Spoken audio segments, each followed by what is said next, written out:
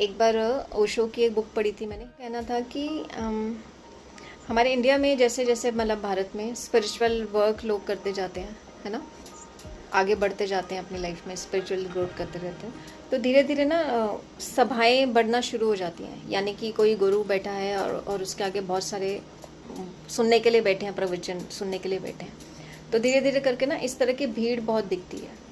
ठीक है, हर जगह पे, गांव में भी होगी, कोई जिला में कोई गुरु होगा, कोई बड़े शहर में। स्पिरिचुअल ग्रोथ का जो यूज़ है ना, लोग किसी क्रिएशन में नहीं कर पाते, किसी इन्वेंशन के लिए नहीं कर पाते।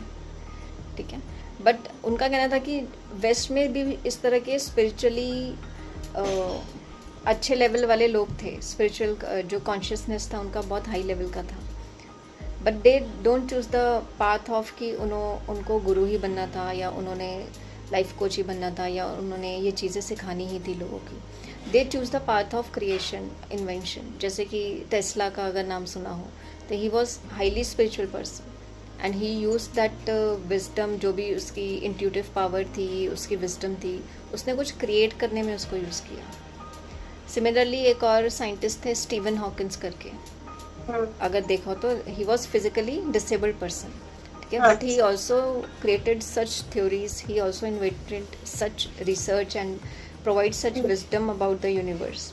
ठीक है, he also didn't choose the path of कि उन्होंने कुछ सिखाना ही था या फिर लोगों को उस तरह से अवेयर करना था। ठीक है, उन्होंने अपनी स्पिरिचुअल विजडम को किसी और क्रिएशन में यूज़ किया।